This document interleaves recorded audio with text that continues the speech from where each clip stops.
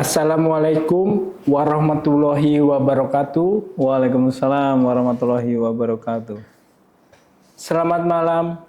Terima kasih masih bersama podcast Penjaga Nusantara dengan tema 40 minggu menuju masa depan berkelanjutan. Saya Edi Gesang.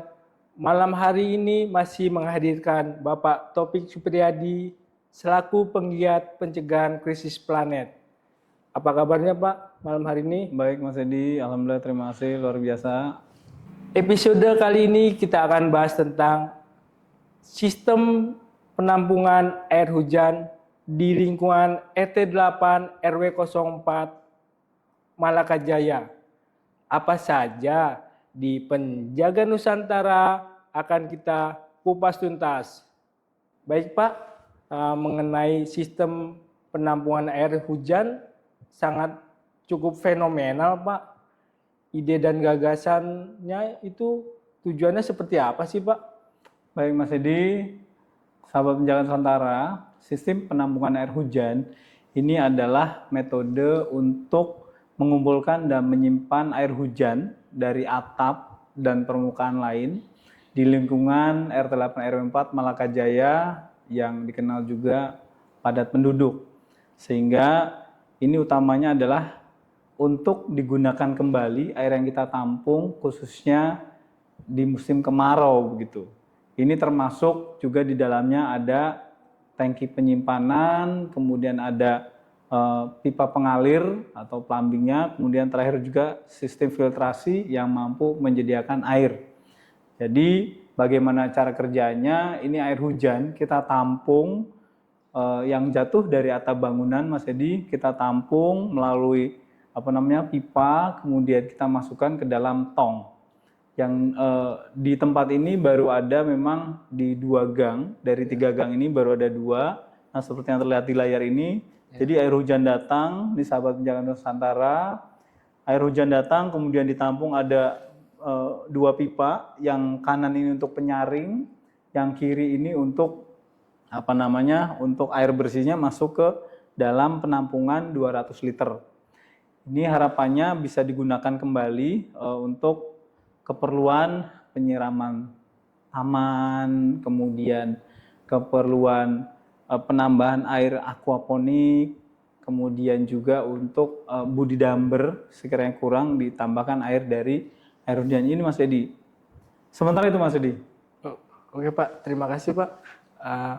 Mungkin dalam SPAH ini ada kendala atau bagaimana Pak? Siap. Jadi izin sahabat Penjaga Nusantara Mas Edi, saya lupa tadi mengapa SPAH ini dibuat.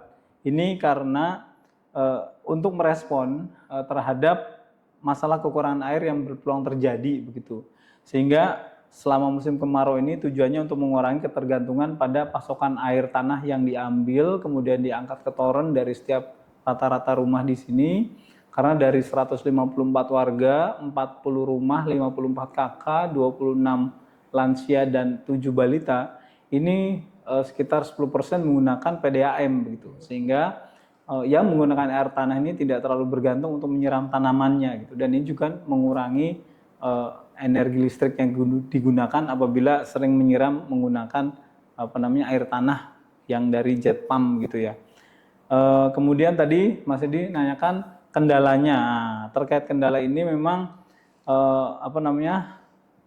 pendanaan serta instalasi dan perawatan ini menjadi tantangan. Sehingga di Pusat Pencegah Krisis Planet Malakajaya, di mana ada 40 item, salah satu diantaranya adalah SPAH, Sistem Penampungan Air Hujan atau Rainwater Harvesting. Ini memang masih menjadi contoh dulu, sampai warga kemudian akan melihat kira-kira yang paling memungkinkan di kediamannya masing-masing dari 40 rumah ini seperti apa gitu Mas Edi. Sementara itu Mas Edi. Oh iya Pak. Terima kasih Pak. SPAH ini termasuk dalam SDGs nomor berapa sih Pak? Baik, makasih Mas Edi. Jadi untuk SPAH ini termasuk SDGs nomor 6, nomor 11 dan nomor 13.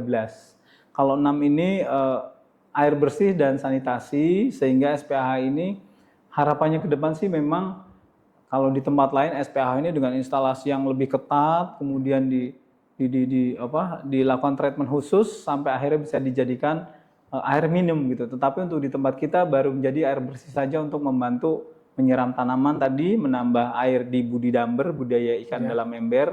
Beberapa warga sudah memiliki. Kemudian yang ketiga untuk menyiram tanaman.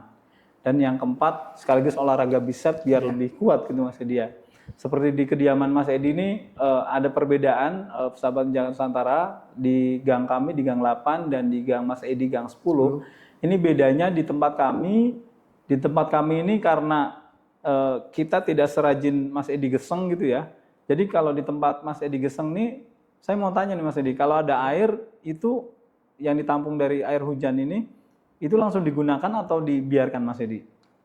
Oh, kalau di tempat saya itu langsung digunakan. Tuh. Paling lama itu 2-3 hari itu udah habis, Pak. Tuh. Jadi saya siram tanaman depan rumah saya atau sekitar lingkungan di gang 10 itu, Pak. Jadi paling lambat itu paling habisnya itu 3 hari, Pak. Jadi alhamdulillah tidak ada jentik nyamuk atau bagaimana. Makanya tidak saya taruhkan ikan Pak di penampungan air hujan nah, itu ini bedanya. Pak. Siap, inilah bedanya sahabat Penjaga Nusantara. Mas Edi Geseng rajin nih kalau terkait air penampungan air hujan, rainwater harvesting di wilayah Mas Edi. Kalau di tempat kami, di tempat saya di Gang 8, ini karena 200 liter kemudian airnya banyak, saya terpaksa meletakkan 2 ekor ikan di dalam supaya memakan jentik nyamuk gitu.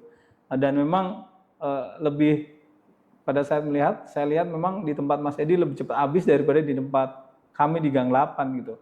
Jadi bedanya Mas Edi Geseng dengan kita. Nah, artinya tadi air bersih dan sanitasi SDGs nomor 6. Kemudian menjawab pertanyaan Mas Edi tadi, ini SDGs nomor 11 terkait dengan kota dan komunitas berkelanjutan.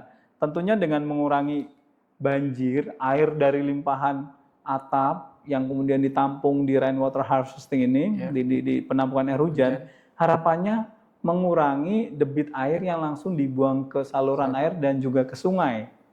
Sehingga kalau banyak orang yang melakukan, katakanlah 1 tong 200 liter gitu. Kalau kemudian 40 rumah ini nanti misalnya bisa menampung semua air hujan gitu, atau ada yang punya ide ditaruh di dalam tanah dulu, ditampung untuk dimanfaatkan, disemprot untuk menyiram gitu. Ini kan tentunya mengurangi bumi ini menerima limpahan air hujan yang langsung dibuang ke laut gitu.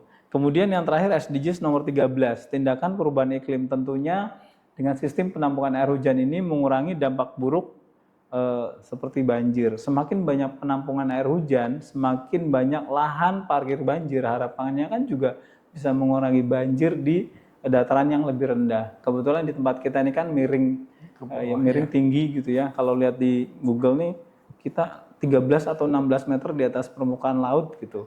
Artinya masih ada daerah lain yang lebih rendah di sana gitu Mas Edi. Nah, sementara itu Mas, ada lagi sebetulnya memang ada beberapa harapan Mas Edi ya. Harapan ini untuk SPH di Malakajaya ini memang saya berharap warga ini melihat dari, ini kan karena kita sudah 1 tahun ya memiliki SPH ini, kami mengharap warga ini punya inovasi, bisa menyampaikan atau membuat masing-masing talangnya seperti apa, kemudian yang paling memungkinkan di rumahnya dibuat sistem penampungan air hujan ini seperti apa gitu. Setidaknya dari tempat kita akan mewarnai bahwa di tempat padat penduduk ini ada sistem penampungan air hujan yang digagas oleh setiap warga gitu Mas. Sementara itu Mas. Oke Pak, terima kasih Pak. Dan mungkin dalam waktu dekat ini ada musim penghujan ya Pak. Mungkin di SPH ini akan ditambah di beberapa rumah Pak atau bagaimana Pak? Ya. Tapi sebelumnya Pak, kita minum dulu Pak. Boleh, Mas Edi. Bismillahirrahmanirrahim. Ya, ini untuk hidup jaya abadi. Nah, ini juga menarik sahabat Penjaga Nusantara. Ini di depan kita nih ada 3 jenis minuman produk lokal dari UMKM usaha masyarakat kecil menengah di lingkungan RT 8 RW 4 Malakajaya. Ini air ini memang ini ada jus jambu, kemudian cendol kembang teleng. Nah, ini cendol kembang teleng ini sahabat Penjaga Nusantara ini adalah dari tanaman milik warga sendiri gitu. Kembang teleng yang berbuah kemudian dijadikan cendol. Ya, kemudian ini kedondong kiamboy gitu ya. Ini juga sama. Kalau jambu sih kita masih mendatangkan dari luar. Kalau kedondong ada tanamannya di beberapa rumah warga. Nah, kenapa ada minuman hari ini di meja kita Podcast. kali ini? Karena tadi pagi ada rombongan dari Universitas Pajajaran datang ke tempat sini untuk belajar bagaimana menjaga lingkungan tetap lestari. Ada sekitar 40 mahasiswa datang ke sini, sekaligus juga melakukan outdoor activity, outdoor class, dan UMKM senang. Kenapa? Karena sebagai pimpinan terkecil di lingkungan rukun tetangga, kita harus menjaga sosial lingkungan ekonomi ini berkesinambungan, bergulir. Dengan lingkungan didatangi, sosialnya guyup rukun, ada panitia di mana ketua panitia ini juga Mas Edi Geseng gitu, sahabat penjaga Nusantara.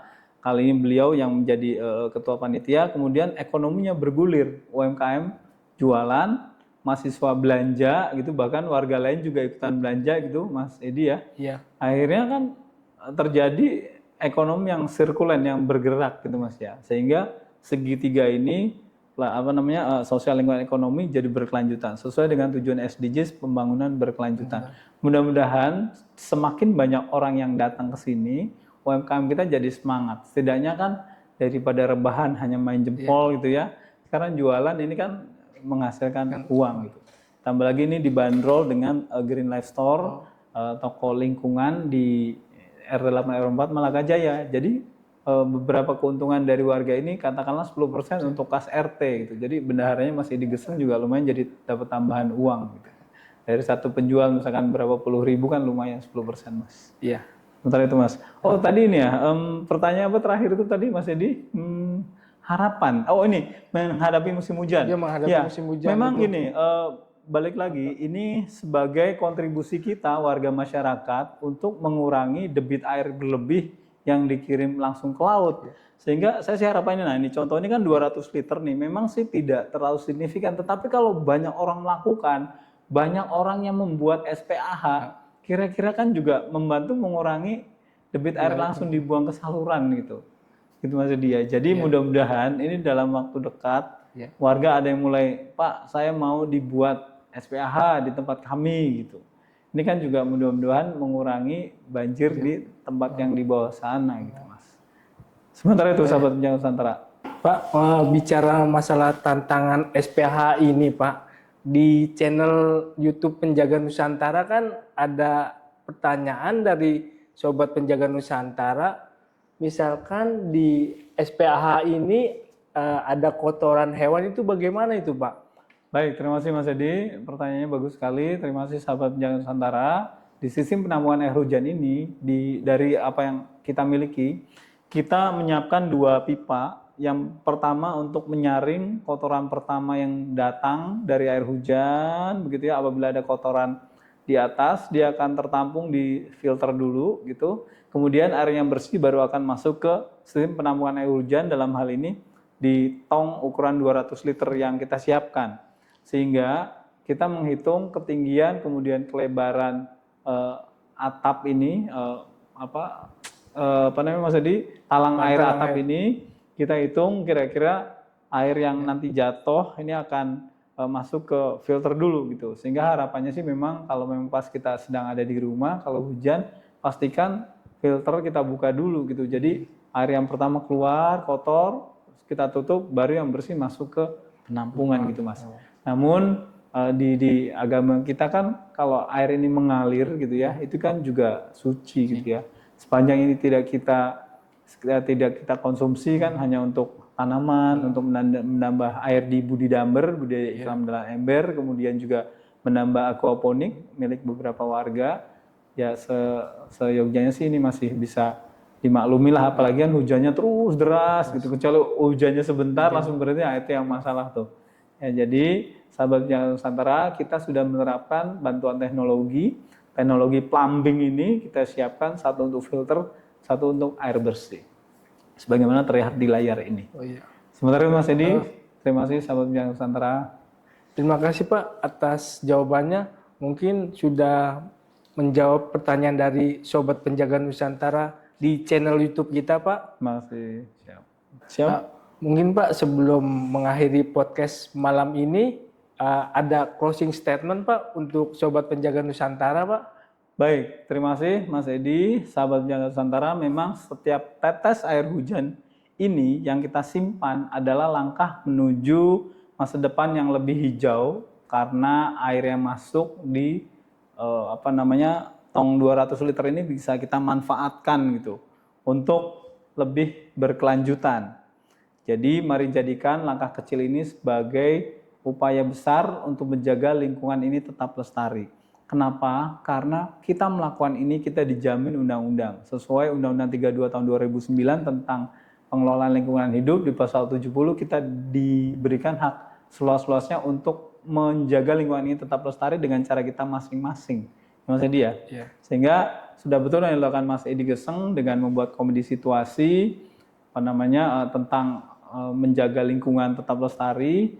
Ini juga adalah bagian dari upaya menjaga lingkungan ini sebagai titipan dari anak cucu kita, Mas. Sementara itu, Sobat Penjaga Nusantara penuh inovasi dan menginspirasi ya tentunya. Sejatinya kita adalah penjaga alam. Bergeraklah untuk kelestarian lingkungan. Mau tahu persisnya pencegahan krisis planet di Penjaga Nusantara solusinya. Bersama tumbuh maju Penjaga Nusantara untuk Indonesia. Terima kasih Pak. Terima kasih Mas Edi. Terima kasih Sobat Penjaga Nusantara. Wassalamualaikum warahmatullahi wabarakatuh. Waalaikumsalam warahmatullahi wabarakatuh. Makasih Mas Edi. Ya, sama-sama. Siap, Mas Edi.